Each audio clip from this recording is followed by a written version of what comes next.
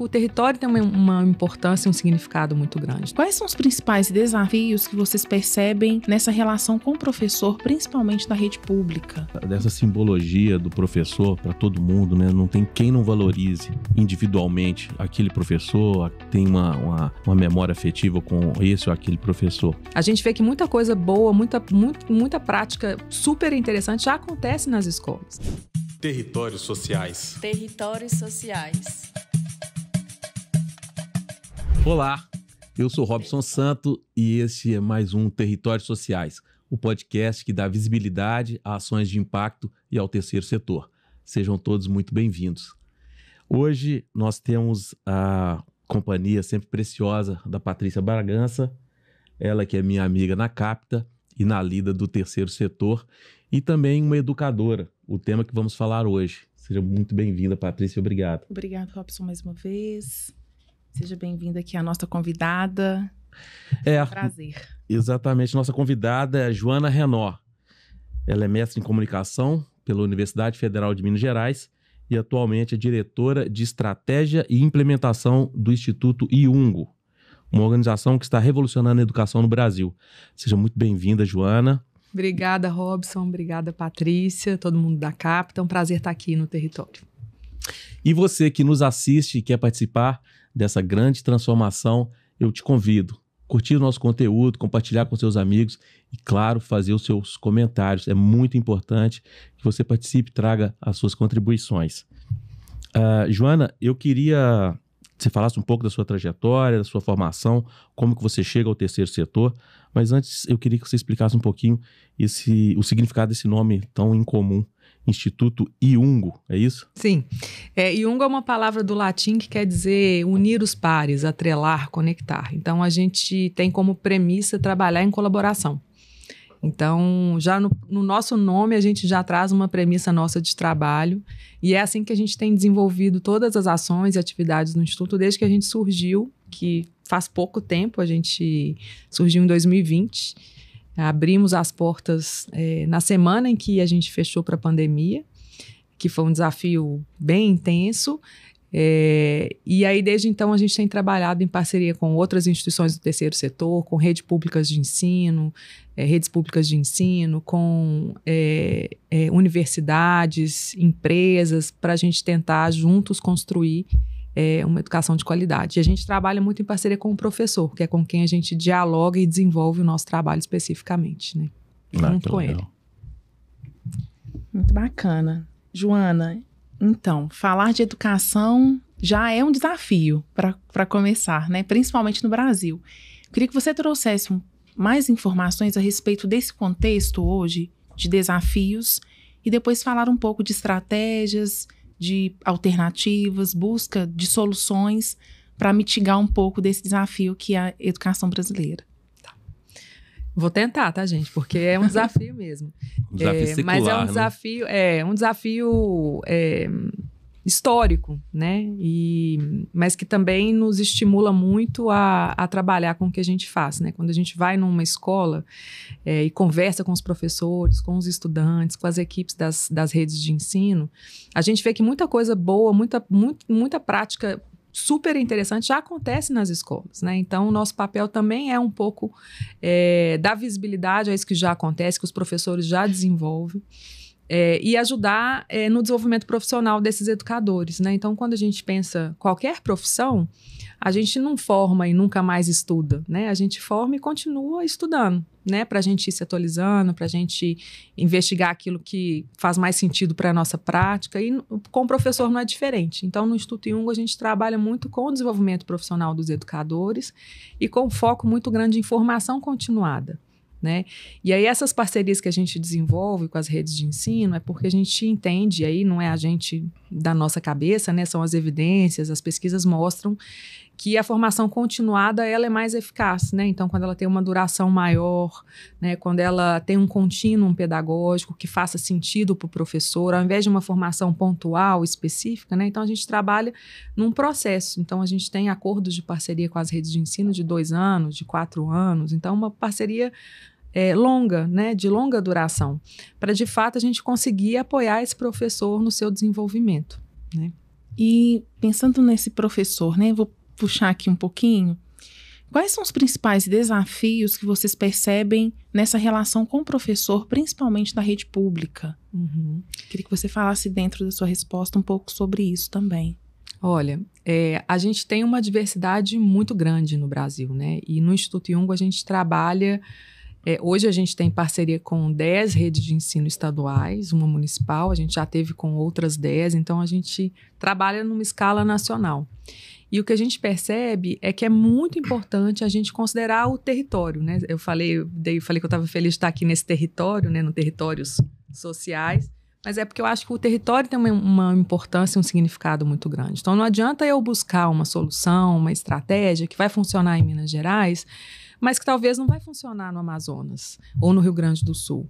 Então é importante, por isso que a gente tem como premissa a colaboração, que é construir junto com as redes de ensino processos de formação continuada a partir de programas estruturantes que a gente desenvolve também em parceria com as redes, mas que façam sentido para aquela rede, para as demandas formativas que ela tem, para as necessidades formativas dos professores. Então, não necessariamente a gente tem um programa sendo implementado em Minas Gerais da mesma forma que ele é implementado em Roraima, por exemplo, né? Porque são redes que têm demandas e necessidades e professores com necessidades formativas diferentes, contextos diferentes. Então, para a gente é muito importante considerar o território, considerar o que aquela rede está nos dizendo que é importante. A gente não vai chegar com uma solução pronta, né? Então, essa customização e essa flexibilidade que a gente procura desenvolver quando a gente pensa um programa, uma ação estruturante para desenvolver junto com as redes, é muito importante, né?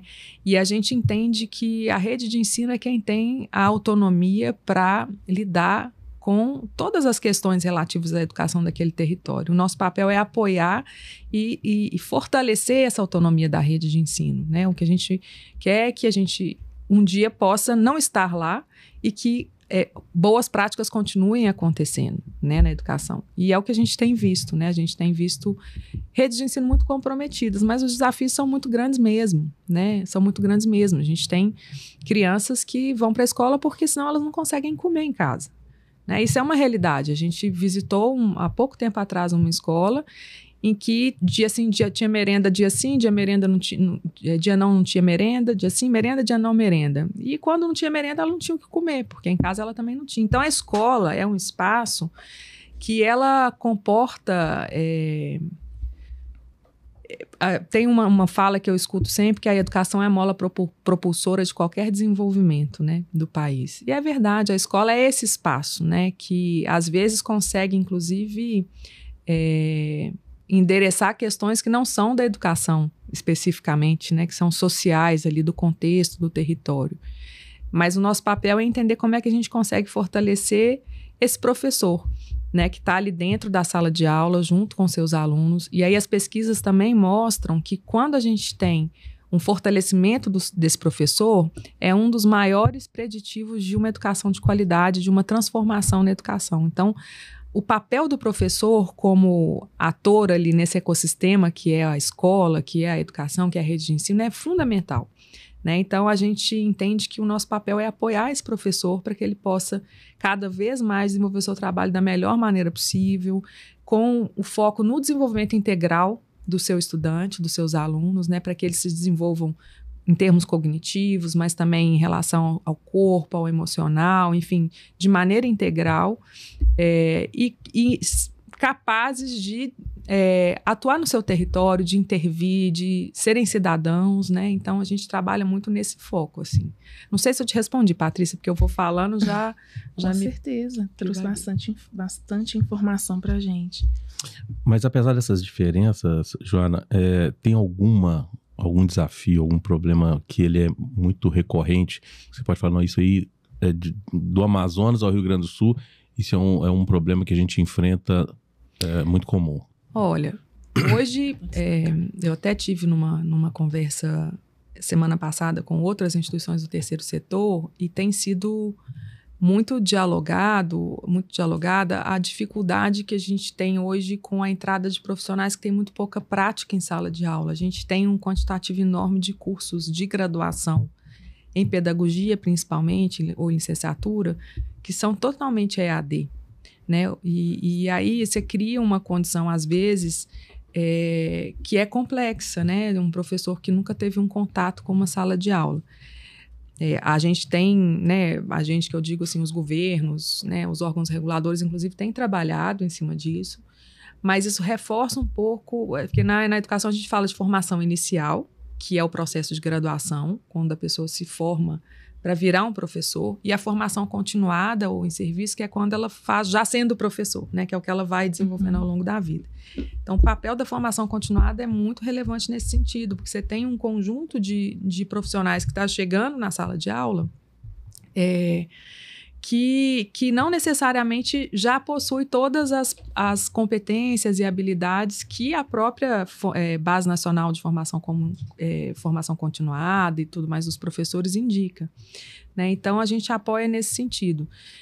Tem um outro ponto também, que a gente trabalha muito no Instituto Jung, é pela valorização do professor, né? Eu estava comentando agora há pouco de uma ação que a gente fez no mês dos professores, em outubro passado, em parceria com o Instituto Galo, com o Instituto MRV, com a MRV, em que a gente levou 22 professores da rede pública do estado de Minas Gerais e 2 que a gente trouxe de fora, que eram as professoras do RUC e do outro jogador, para entrarem com os jogadores em campo, que normalmente entram as crianças, né? E nessa ação a gente colocou o professor entrando junto e foi super emocionante. Muito todo legal. mundo, a gente estava em campo, né? Todo mundo, nossa, que legal, as professoras chegando, e os jogadores emocionados, os professores emocionados, né? Então a gente trabalha muito para valorizar esse profissional também, né? Para que o papel do professor seja muito respeitado e a importância que ele tem na construção de uma educação de qualidade valorizada. Joana, tem uma curiosidade, Diga. porque vocês começaram exatamente na pandemia. E acompanhando projetos sociais também, junto com escolas, eu acompanhei essa aflição dos professores nessa transição do presencial para o virtual, capacitação com ferramentas, né, voltadas para o digital. Foi uma loucura, a verdade é essa, foi uma loucura.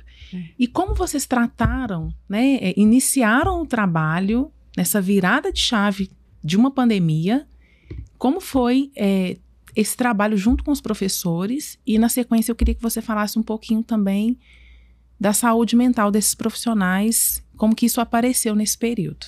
Tá. A gente surgiu, a primeira ação pública do Jung foi na semana que a gente fechou, né? E a gente teve que ter muita flexibilidade como instituição, né? Para se adequar a um cenário que naquele momento ninguém entendia bem para onde estava indo, né? E eu lembro direitinho que a gente estava assim, não, acho que daqui a uns 3 meses a gente já está de volta, né? E esses 3 meses transformaram em anos, né? E foi um processo muito difícil que todo mundo vivenciou, principalmente o professor, né? Mas o que aconteceu foi que a gente conseguiu rapidamente se organizar e aí a gente apoiou redes de ensino do país inteiro, de norte a sul, e construímos processos de formação que viabilizassem que a gente continuasse trabalhando e apoiando esse professor, apesar desse contexto desafiador. Então, a gente tinha percursos formativos multimodais, então, com formação remota, síncrona, né? A gente tinha uma conversa do nosso formador com as equipes da secretaria e os educadores num encontro, formação remota assíncrona, né? Então, a gente mandava estudos orientados, roteiros de reflexão para que esse professor pudesse ir desenvolvendo essas atividades entre os encontros síncronos. Quando a pandemia foi arrefecendo, a gente conseguiu fazer algumas ações presenciais, a gente montou trilhas formativas autoinstrucionais, autoformativas, para tentar apoiar esse professor de todas as maneiras. E a gente conseguiu construir alguns processos, né? Apesar do remoto ter limitações nesse sentido, mas que sim, que utilizavam metodologias ativas, que permitiam uma formação dialógica, né? Trazendo esse professor para pensar os problemas da sala de aula. Então, a gente tem, por exemplo, um programa que a gente apoiou, que ele surge dentro do Jung, em parceria com a USP, com o Núcleo de Novas Arquiteturas Pedagógicas da USP, que é um programa que surgiu de um desafio, né? A gente tinha uma parceria com a USP para um curso de atualização de 120 horas que se chama Repensando o Currículo, e a gente estava com uma parceria com o Estado do Amazonas, e aí naquele momento a gente se deparando com o contexto do Amazonas, a gente tinha um grupo de professores, um grupo expressivo, mais ou menos 3.000 professores, que não tinha acesso à internet. O acesso era intermitente ou não existia, né, nas regiões mais remotas, mais isoladas. E aí a gente começou a pensar como é que a gente pode fazer uma formação para esses professores, porque a gente não pode deixar esses professores sem formação. Como é que a gente se vira para apoiar eles de alguma forma? E aí a gente fez 2 ações, né? Uma foi essa do Ativar, que virou um programa que ele é todo conduzido pelo WhatsApp, porque o WhatsApp, ao contrário da internet, né, ele vai pelo pacote de dados das operadoras, normalmente gratuito. Então, os professores tinham acesso ao WhatsApp, então a gente modelou todos os nossos conteúdos que estavam online, né? A gente, com a cabeça de sudestino, pensou, vamos botar tudo online que todo mundo vai ter acesso. Não, porque muitas regiões do país não têm acesso à internet. Essa é a realidade, até hoje, né?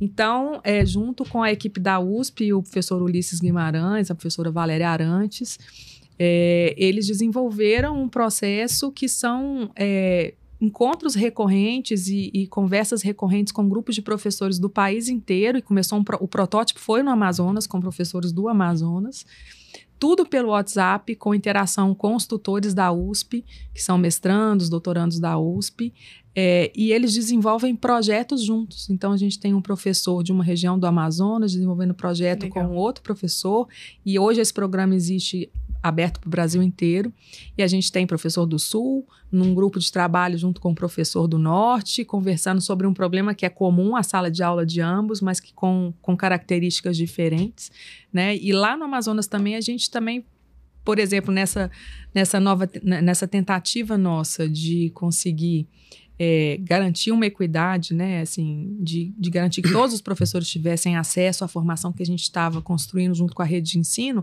a gente também pegou as trilhas autoformativas de um dos nossos programas, que é o nosso ensino médio, que é um programa voltado para professores dessa etapa de ensino, do ensino médio. Ele foi construído em parceria com o Itaú Educação e Trabalho e com o Instituto Reúna, e o Instituto Iungo é a instituição responsável por implementar esse programa junto às redes de ensino.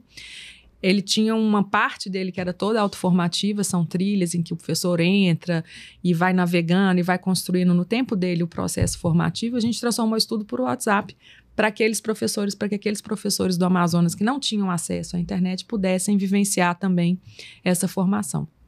Então, o tempo inteiro a gente está se deparando com situações que a gente precisa customizar, né? Que a gente precisa trazer soluções específicas para um território, né? Você falou dessa história da valorização do professor, que o Instituto também tem foco nisso. É uma coisa dessa simbologia do professor para todo mundo, né? Não tem quem não valorize individualmente aquele professor, tem uma memória afetiva com esse ou aquele professor. E esse consenso é estranho que essa profissão seja tão desvalorizada em todos os aspectos, sendo que há esse consenso de que todo mundo tem o seu professor, que marcou, né? Por que isso? É possível entender ou identificar por que isso... E isso não é pelo menos na minha visão, não é só uma questão salarial ou uma desvalorização do poder público. Hoje o professor tem um sentimento estranho, assim, não sei se de amor e ódio, mas um sentimento que eu não consigo entender. Vocês conseguem identificar isso? Ô, Robson, a gente está vivendo um apagão docente, né? As pesquisas já indicam que, inclusive em algumas regiões isso já acontece, que está faltando professor. Falta professor de matemática, falta professor de algumas áreas do conhecimento, porque é uma profissão que ela não se tornou atrativa para as pessoas por várias questões. Eu lembro que quando eu era professor, hoje em dia eu estou na gestão, né, do Iungo, mas quando eu dava aula e eu contava, eu dou aula. E você trabalha com o que além de dar aula? Todo mundo que já deu aula já ouviu essa pergunta, né? Então, realmente é uma profissão que ela é muito desvalorizada, né? E eu não sei todas as razões, não. Mas eu sei que a gente trabalha dia a dia para valorizar. E quando a gente vê, dentro de uma escola, o que um professor e um gestor escolar podem fazer, isso muda a vida de 900 alunos daquela escola. não muda completamente, talvez, mas assim, influencia radicalmente, né? O processo daquela criança, daquele adolescente, daquele jovem, o seu próprio desenvolvimento, né? Como ser humano, como cidadão, né? Então, é muito importante, assim, a gente vê claramente em todas as visitas que a gente faz, porque apesar de estar distante do território, né? A gente está aqui em Belo Horizonte, mas a gente tem parceria. Ontem, por exemplo, a gente teve formação acontecendo no Maranhão, no Amazonas e em Roraima. E tivemos, semana passada, numa reunião para pensar a política de educação junto com outros parceiros do Rio Grande do Sul. Então, apesar dessa distância física, a gente conseguiu construir vínculos muito fortes com as redes de ensino. E acho que a gente consegue fazer isso porque em todos os programas que a gente faz, a gente trabalha em dimensões múltiplas. Então, eu tenho um processo de articulação institucional, que é uma assessoria técnico-formativa que a gente desenvolve com as equipes da rede. Então, são grupos de trabalho. Então, é a nossa equipe junto com a equipe da rede pensando como é que a gente vai implementar um programa, quais são os desafios que aquela rede está se debatendo com eles naquele momento, que professor é aquele daquela rede, porque isso muda também, né? E de qual território da rede. A gente tem territórios que são tão extensos, o Pará, o Amazonas, até Minas Gerais, a gente tem mais de 800 municípios, né? As necessidades são diferentes, né? Então, como é que a gente pode apoiar? E aí eu acho que essa relação muito próxima de construção colaborativa e trabalhar de forma colaborativa não é simples, é muito complexo, né? Mas é o jeito que a gente entende que é o jeito que mais funciona, né? Porque aí você consegue, de fato, olhar para o todo, mas também para a parte, né? Conseguir ir entendendo. Mas eu divaguei um pouco aqui e eu não sei se eu tenho essa resposta, o porquê. Porque para mim é tão inconcebível não ser valorizado que é difícil de entender. Mas eu acho que é um conjunto de questões. Eu acho que tem uma questão estrutural, salarial, de atratividade mesmo da carreira. Não é só isso. Acho que tem uma questão cultural de desvalorização da escola, da aprendizagem. Mas acho que a gente, pouco a pouco, a gente vai conseguindo e a gente acredita muito que a gente vai contribuir para mudar esse cenário. Tomara. Sim. Falar de alguns problemas. Nós temos alguns dados, né, do Programa Internacional de Avaliação de Estudante, coordenado pela Organização para a Cooperação e Desenvolvimento Econômico, OCDE, mostra que grande parte dos nossos alunos, entre o primeiro ano do ensino médio, com conhecimento equiparado ao que estudantes de outros países aprendem no 5º ou 6º ano do ensino fundamental.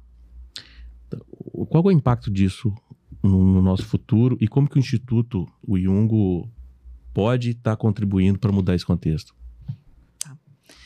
Eu acho que esses índices e os dados são muito relevantes, né? São índices de contexto e parâmetros que são muito importantes, mas a gente nunca pode analisar eles isoladamente, né? É importante a gente trazer, e aí a gente tem uma série de pesquisas e discussões que trazem uma análise qualitativa sobre os desafios de cada território, né? E tem uma frase do presidente do IUNGO, que é o Paulo Andrade, que eu acho bem interessante, que ele fala assim: a gente tem que pensar no futuro, mas o jovem está vivendo hoje no presente também, né? E ele precisa sonhar e se desenvolver hoje no presente. Então, como é que a gente pode construir processos que permitam isso, né? A gente parte de um pressuposto que eu acho que é tranquilo de todo mundo, que é coerente para todo mundo, de que a educação é uma mola propulsora, é um elemento fundamental para o desenvolvimento sustentável de qualquer sociedade, né?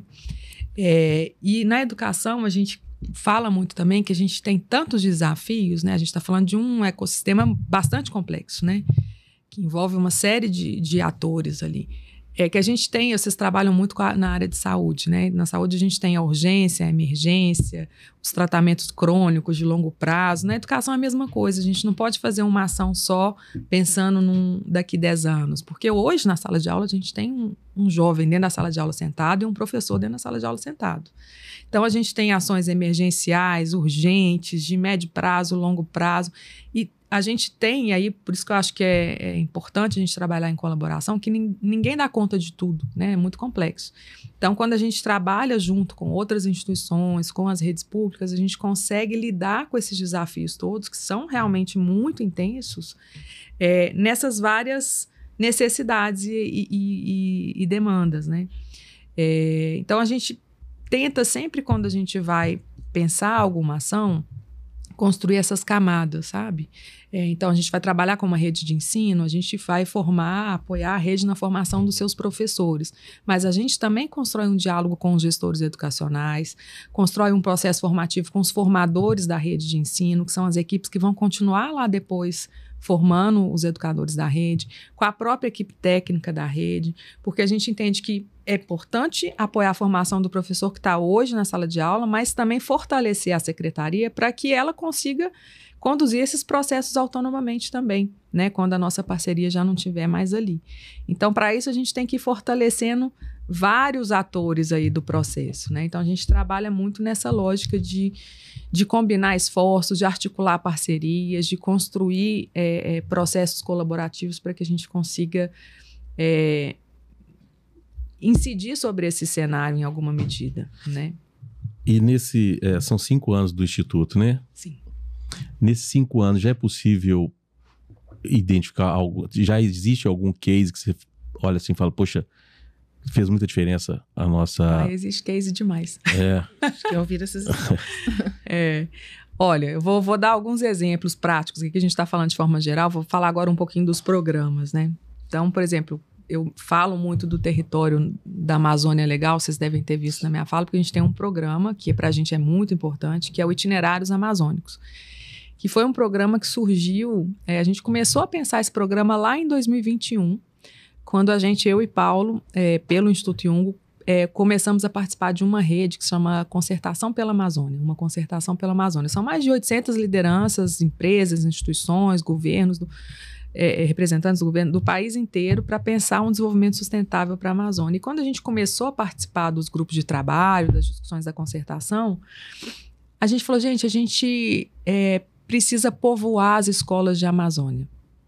E aí a gente usa até Amazônias no plural, porque o território ele é tão complexo e a gente precisa ter uma visão sistêmica e uma abordagem complexa como o território, né? Então a gente tem que olhar para a questão ambiental, mas também para a questão social dos povos originários, da história, da cultura do território, enfim, economicamente, né? Bioeconomia. E aí a gente começou a pensar num programa que ele começa a ser gestado ali na rede, na concertação, e depois a gente vai desdobrando ele num programa estruturante, junto com as redes de ensino. Então, a gente fez processo de escuta com todas as redes da Amazônia Legal, mapeamos estratégias que já aconteciam nos territórios, conversamos e trouxemos para a produção, foram mais de 120 pessoas que a gente trouxe para esse trabalho, mais da metade dessas pessoas do território da Amazônia Legal. Então, a Amazônia Legal são 9 estados no Brasil, Roraima, Rondônia, Acre, Maranhão, Tocantins, Mato Grosso, Amazonas, Pará e Amapá. Então, a gente trouxe profissionais desses territórios todos para dialogar, para conversar, para construir junto com a gente. Então, eles participaram de leitura crítica, dos GTs de concepção, de criação dos materiais pedagógicos e construímos um volume enorme de materiais, são mais de 2.600 páginas de material, para apoiar as redes de ensino e os professores a trazer as Amazônias para a sala de aula. E como é que a gente fez isso, né? Como é que isso chega na sala de aula? A gente tem um programa que começou no ensino médio e hoje também está nos anos finais do fundamental. Então, a gente tem no ensino médio uma parte que é flexível do currículo, né? Então, tem a formação geral básica, que todo estudante vivencia essa formação geral básica, e uma parte flexível em que as escolas e os estudantes podem escolher trajetos de acordo com as suas vontades, desejos e planos, né? Então, nessa parte flexível, que são os itinerários formativos, a gente construiu um material para que as redes de ensino pudessem ofertar para os seus estudantes caminhos, percursos pedagógicos que ele vai vivenciar durante o ensino médio, com conteúdos que, por exemplo, falam de bioeconomia, mudança climática, povos originários, e tudo isso conectado e alinhado com as áreas do conhecimento, né? Ciências humanas, ciências naturais, linguagens, matemática, e de uma maneira pouco estereotipada, vamos dizer assim. Porque na nossa época, quando eu estava na escola, eu estudei sobre a Amazônia, mas estudei sobre a floresta, sobre algumas populações indígenas, aquela coisa bem distante, né? E a gente... recorte já. Um recorte. Roteiro. E ainda é assim, em certa medida. Então, o que a gente queria era mudar um pouco isso, é trazer essa riqueza complexa do território, né? Real, né? E aí a gente tem, por exemplo, uma unidade curricular de matemática pensando em mudança climática.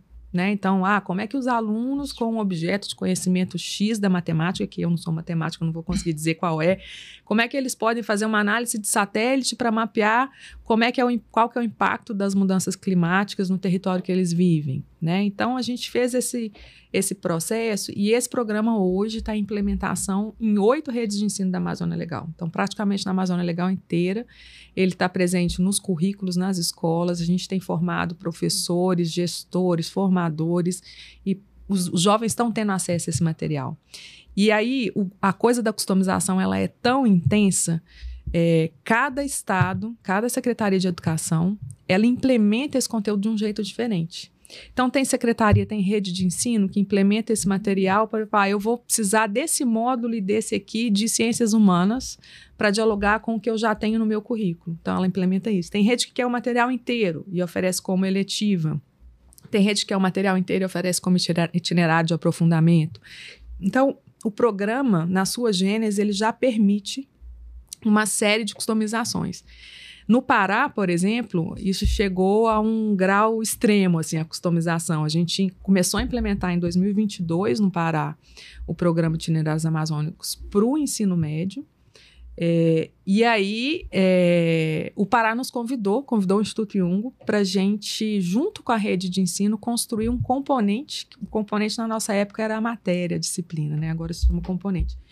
Um componente obrigatório que a rede estava implementando para todos os estudantes do Pará, da educação infantil até o ensino médio, sobre educação para o meio ambiente, sustentabilidade e clima. Porque a educação ambiental, ela é transversal no currículo. E o Pará, para além da transversalidade da educação ambiental, queria um componente. Então, todo aluno, toda semana, tem uma aula de educação ambiental no Pará. E o Instituto Jung foi convidado para construir, junto com a rede, os materiais e os processos de formação continuada dos professores desse componente para os anos finais do fundamental, 6º ao 9º ano, e para o ensino médio, 1º a 3º, né? Então, foi um movimento muito intenso que a gente construiu com a rede ao longo de 23 e 24. E agora a gente está... esse material que foi construído com o Pará, uma outra premissa do Instituto Jung, é o conhecimento como bem público.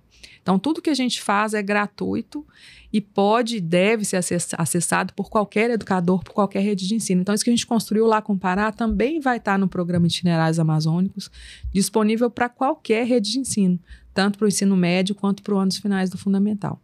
E aí, quando você chega, né, a gente fez uma visita, por exemplo, numa escola agora em Ananindeua, que é a região metropolitana de Belém. E a gente vê o trabalho que esses professores estão desenvolvendo no âmbito do componente, né?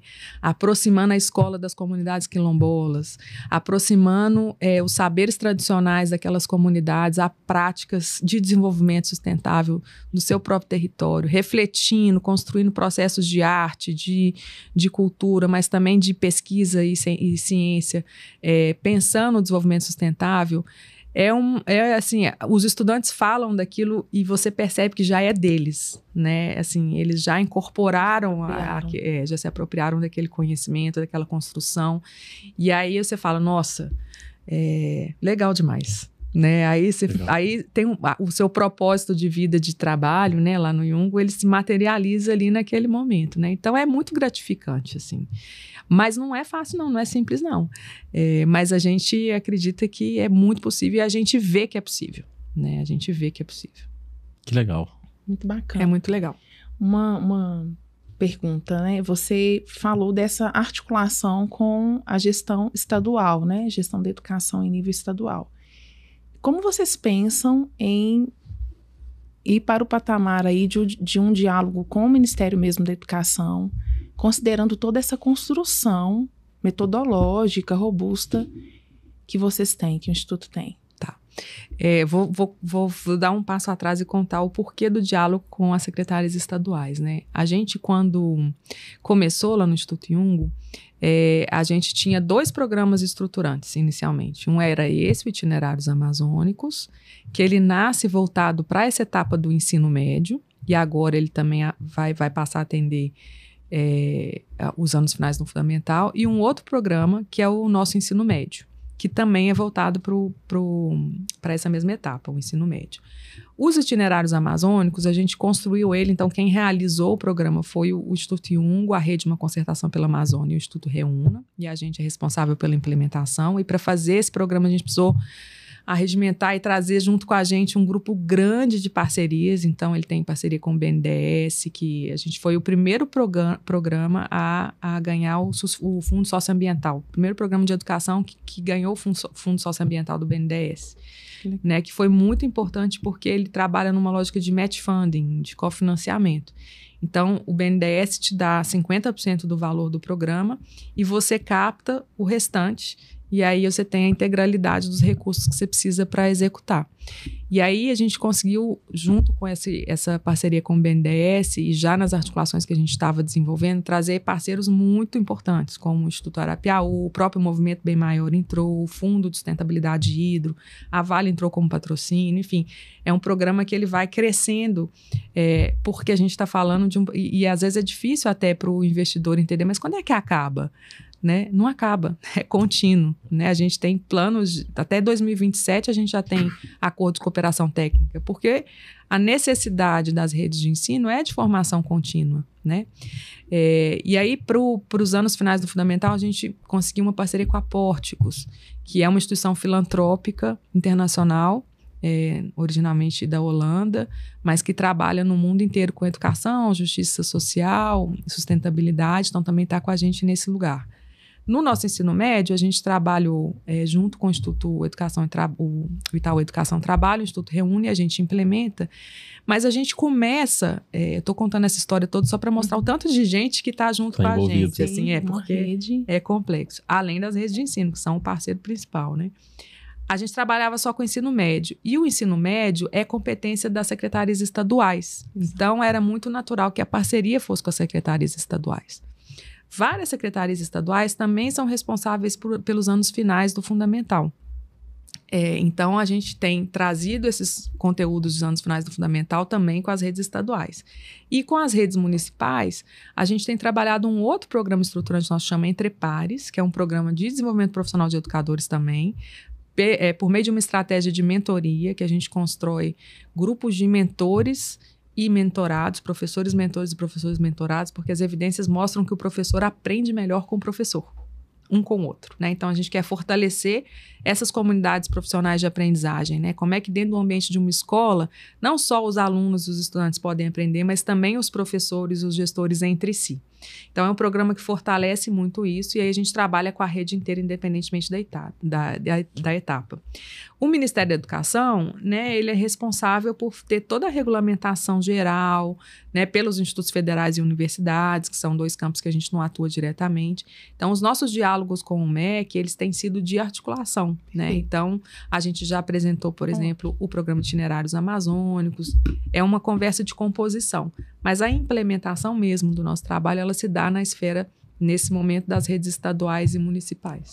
Joana, falando da valorização agora dos professores e principalmente da pauta da educação, nós sabemos que é uma responsabilidade da sociedade, do poder público, das empresas, das famílias também, né? O processo educativo das famílias de se importarem com a educação e valorizarem a educação.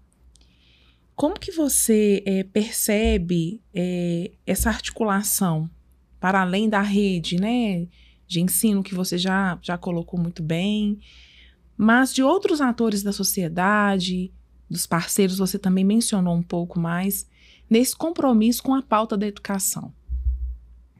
Olha, a gente tenta trabalhar essa valorização do professor em diferentes aspectos lá no Iungo, né? Então, um é diretamente contribuindo para o desenvolvimento profissional dos educadores, com a formação continuada, com a parceria com as redes de ensino, que é o que eu estava contando aqui.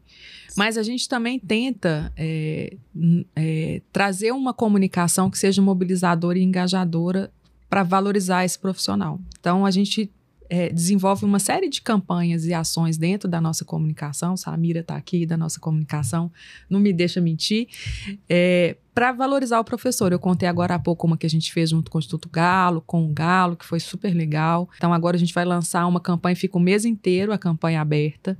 E o que a gente tenta fazer, por exemplo, numa última campanha que a gente fez foi como é que a gente pode falar sobre esses encontros, né? Pensando que Jung é atrelar os pares, colaborar, trabalhar junto. Como é que a gente pode pensar esses encontros que a gente ajuda a promover para facilitar e valorizar a vida do professor, né? Então, a gente teve depoimentos de várias pessoas, como é que esses encontros se deram, o que isso mudou na vida das pessoas.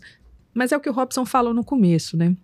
Basta a gente lembrar da nossa história, né? Sempre tem um professor que trouxe alguma mudança muito significativa, né? É claro que às vezes a gente tem algumas histórias que a gente... Nossa, aquele professor foi difícil demais, não vou nem de lembrar. Mas acho que cada vez mais também o professor entende o professor tem entendido esse papel dele como mediador, como aquele que vai apoiar o desenvolvimento integral do seu aluno, né? A educação hoje, ela é um lugar que o jovem, o que ele deseja, o que ele pensa para sua própria vida, né? Quais são os seus projetos de vida, isso está muito colocado. E o professor entra para apoiar. Não é mais só saber a tabuada, que na minha época era tabuada, agora eu já nem sei como é que chama. Mas assim, a gente brinca no Jung, assim, brinca não, né? A gente fala no Jung que a educação, o professor é como aquele que ajuda o aluno a navegar num mapa, né? Ele quase como uma bússola ali que apoia o aluno na construção da sua trajetória. E para isso é importante que o jovem consiga pensar quem que ele é. Então a gente trabalha muito com a dimensão de projetos de vida, por exemplo. E aí uma perspectiva de projeto de vida que também é integral. Então, uma dimensão pessoal, quem que eu sou, né? Que jovem sou eu, o que eu quero, o que eu gosto, como que eu me reconheço, né? A relação desse jovem com o território, que é a dimensão social. Onde que eu me insiro nesse território? Que território é esse? Como é que eu posso intervir nesse território, nessa comunidade, nessa sociedade em que eu vivo? E a dimensão profissional, que é como é que esse jovem pensa em se inserir no mundo do trabalho e produzir e tudo mais. Então, a gente trabalha muito nessas três perspectivas de projetos de vida e o professor como esse mediador, esse facilitador, essa pessoa que vai apoiar esse jovem a construir esse seu desenvolvimento. Eu lembro que quando eu comecei no Jung, às vezes a gente incorre num erro de linguagem, a gente fala assim, não, o professor vai desenvolver o aluno. E o Paulo, que é o presidente do Jung, sempre no comecinho me corrigia, agora já não precisa mais. Ele falou, não, ninguém desenvolve ninguém, a pessoa se desenvolve. A gente apoia o desenvolvimento das pessoas, mas o desenvolvimento é de cada um. Então, o papel do Jung é apoiar o desenvolvimento do professor. O papel do professor é apoiar o desenvolvimento do seu aluno, né? E eu acho que nessa rede a gente vai construindo um processo de valorização desse profissional. E aí a gente traz muito, no Jung a gente trabalha muito a partir de evidências, a partir, né, de dados e de pesquisas. E todas as pesquisas indicam aquilo que eu falei lá no começo. O professor é um ator fundamental para que a gente tenha e construa uma educação de qualidade, em qualquer contexto, né? Então, fortalecendo o professor, a gente fortalece a educação de um território inteiro. E como você percebe o investimento, o aporte mesmo, investimento financeiro, investimento das empresas, nesse tema? Uhum.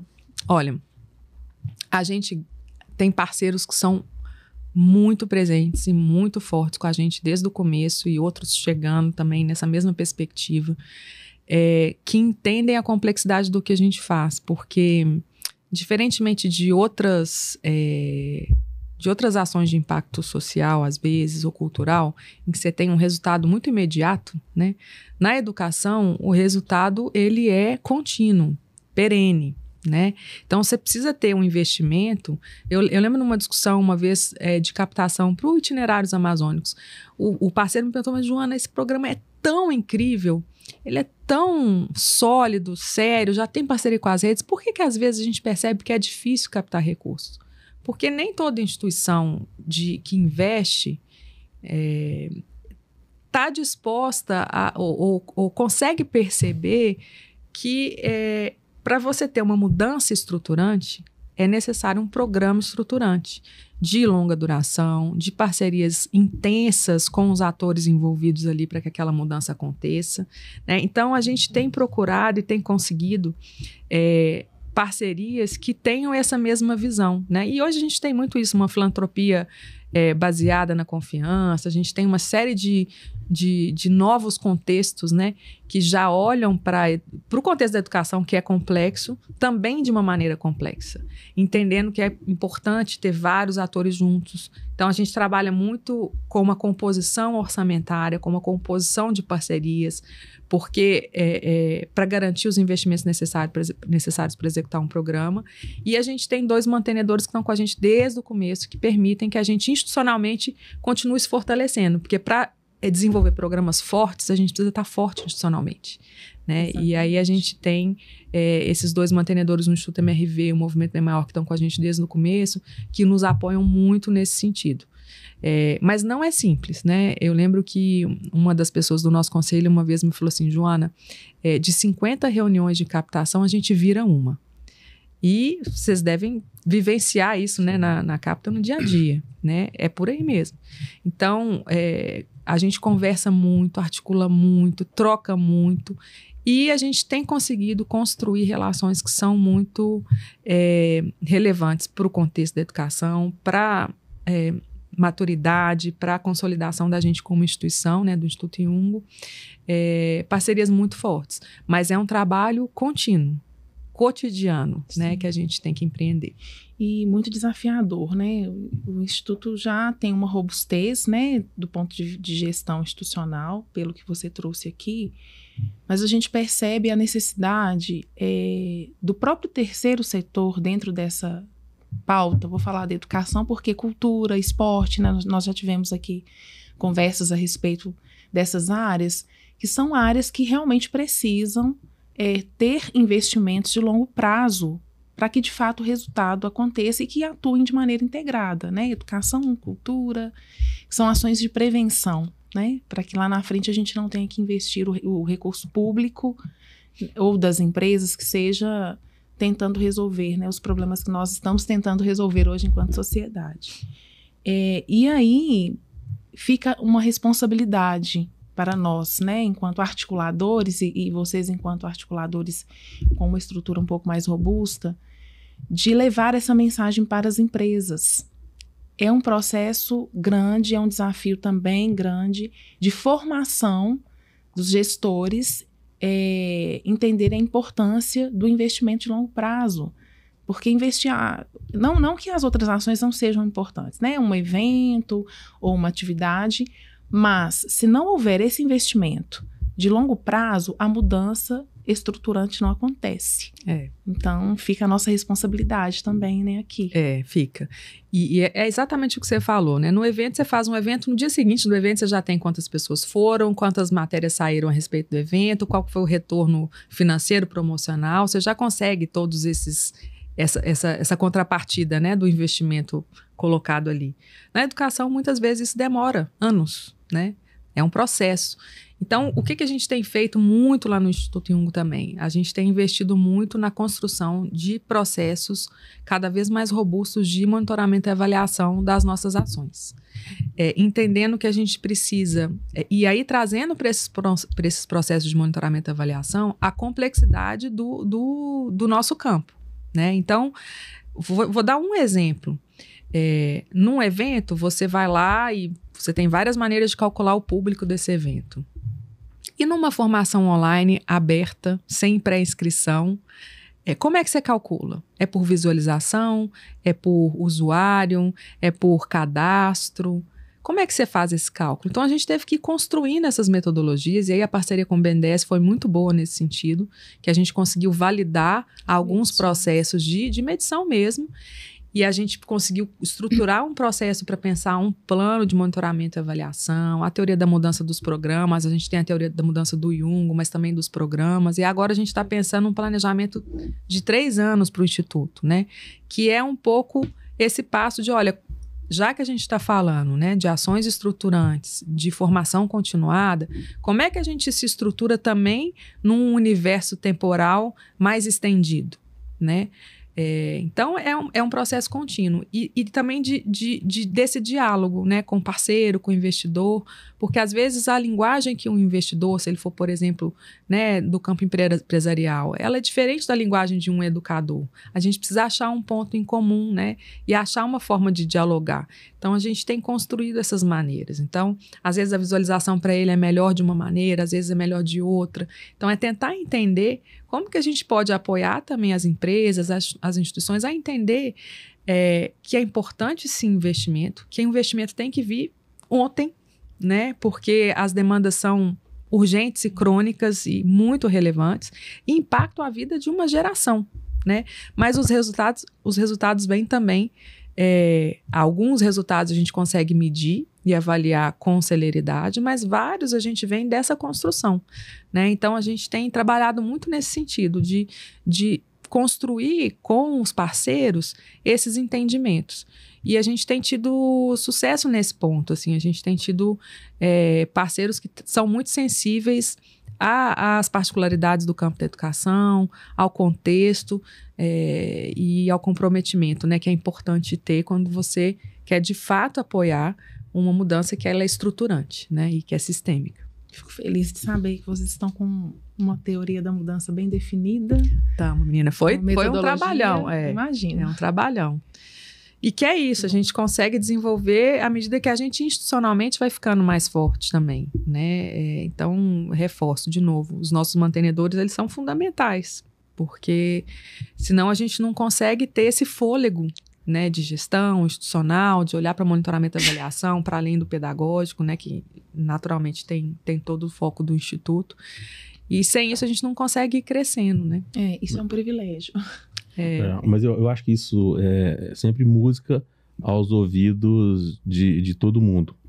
Mas que faltava ou falta ainda articuladores confiáveis, com processos, né, para que quem pode investir, porque isso é uma realidade que todo mundo já sabe que é necessária, mas que não encontra esses articuladores. Joana, um assunto super atual e que tem preocupado muita gente em todas as classes, formações, que são as inteligências artificiais. Como que se enxerga o impacto dessas mudanças, dessas novas tecnologias na transformação do mercado de trabalho? Hoje a gente tem um déficit enorme na educação e já vem mais uma revolução. Como que o Instituto está lidando com isso? Como que você vê essa mudança?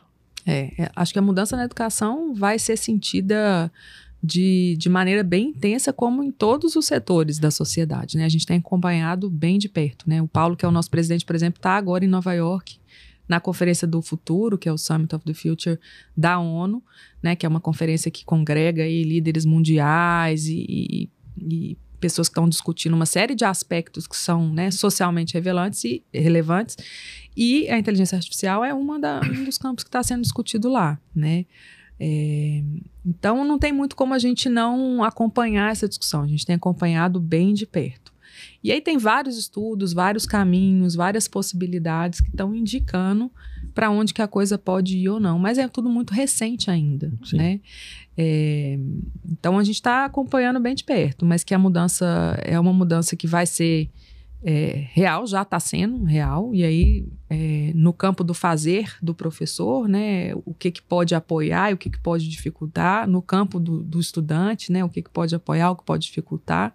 Eu acho que não adianta muito a gente, aí é uma opinião pessoal, acho que não adianta muito a gente demonizar a tecnologia, a gente precisa entender como que ela pode nos apoiar a construir processos que sejam mais impactantes, a garantir equidade, né, então... E aí a gente está acompanhando bem de perto. Mas que mudança vai ter, já está tendo. Mas você vê de forma positiva essas mudanças? Acho que tem mudanças que são positivas e tem mudanças que são negativas, né? Se a gente vou pegar um exemplo pequeno aqui, um ChatGPT, né? Que é uma inteligência artificial que muita gente já tem acesso. Pode facilitar muito um planejamento, por exemplo, uma estruturação, você coloca lá o prompt de acordo com... Você usa ele para pensar a seu favor, né? Você usa ele para agilizar um trabalho que você já faria, mas, por exemplo, é um caminho, né? Mas você também tem um aspecto super negativo, que se pegar lá, é um Ctrl-C, Ctrl-V nível galáctico, né? Então, mas assim, eu acho que não adianta muito demonizar. Eu acho que a gente tem que entender, e aí tem muitas pesquisas, muitas pessoas estão muito dedicadas a pensar isso. E eu acho que o mais importante é a gente construir um processo ético, crítico, cuidadoso do uso dessas novas tecnologias, né? Porque não adianta a gente fingir que elas não estão aqui. Elas estão, né? Elas estão já no computador e no celular de todo mundo.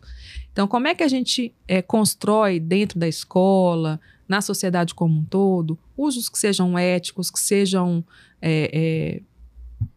positivos no sentido de, né, que vão contribuir para mudanças que sejam relevantes para a sociedade, críticos, né? A gente tem aí um problema grave com cyberbullying, deepfake, né? Como é que a gente consegue garantir um uso democrático, sério, crítico, ético e competente dessas tecnologias para que isso nos apoie, né? Porque outro dia voltando para a área da saúde, eu estava vendo uma matéria de uma tecnologia de inteligência artificial que consegue vislumbrar um nódulo de câncer de mama 5 anos antes dele, de fato, se formar a partir de análise de ressonância magnética. Olha que coisa incrível. Como é que você não acha isso incrível? Eu acho incrível. Né? Agora, você tem também um candidato que pega e que coloca a cara de um outro candidato e e muda a voz e a fala, faz um deepfake terrível, muda um curso de uma eleição. Então, assim, eu acho que não adianta muito demonizar, a gente tem que entender, estudar muito, estar atento, né?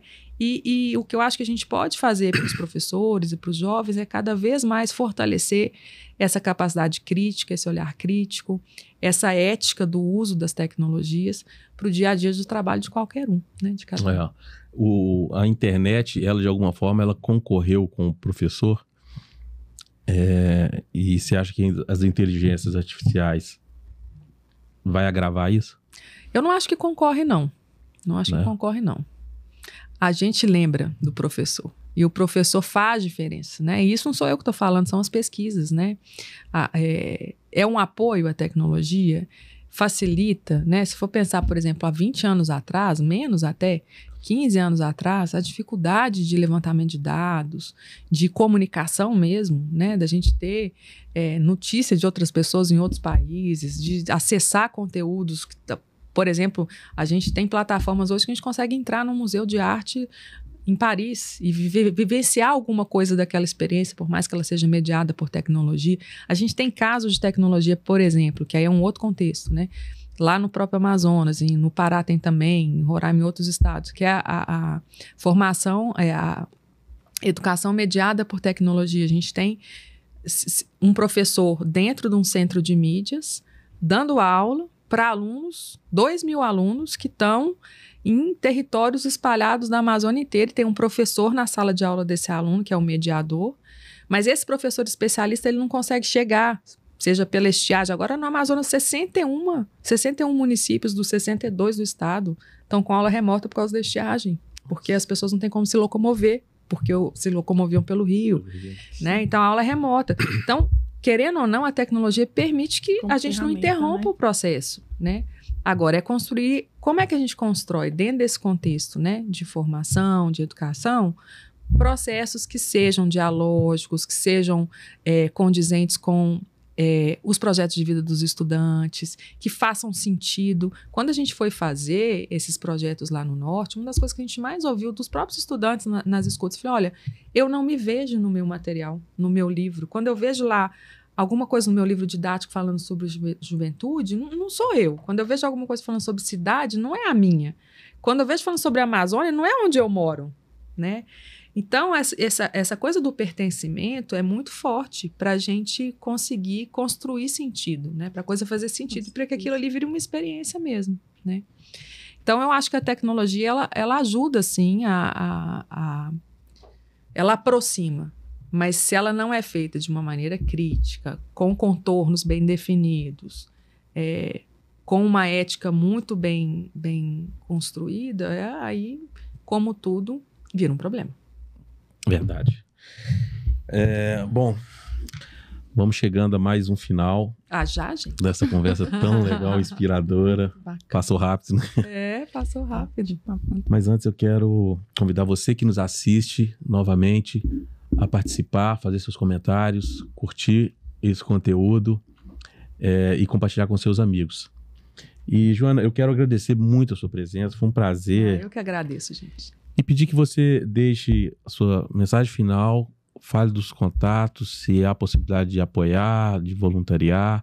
Então, fique à vontade. Queria agradecer todo mundo que está ouvindo, agradecer Patrícia, Robson, Luísa, a equipe toda que está aqui, Samira, que está aqui com a gente também da comunicação do Iungo. Convidar todo mundo a conhecer o Instituto Iungo, né? Como eu disse antes, a gente trabalha com a lógica de conhecimento como bem público, tudo que a gente faz é gratuito, qualquer educador, qualquer professor, gestor escolar que queira conhecer, acessar os nossos materiais, ver os vídeos das formações, está tudo disponível no nosso site iungo.org.br e nas plataformas todas dos programas. Então, fica o convite para vocês conhecerem. E obrigada por estarem aqui com a gente até agora. Nós que agradecemos. Muito obrigada. Então, reforçando, iungo.org.br. E agradecer mais uma vez a participação da Patrícia Bragança, Obrigada. sempre rica. E a todos vocês que acompanharam mais um episódio do Territórios Sociais. Fiquem com Deus. Muito obrigado. Territórios Sociais. Territórios Sociais. Territórios Sociais.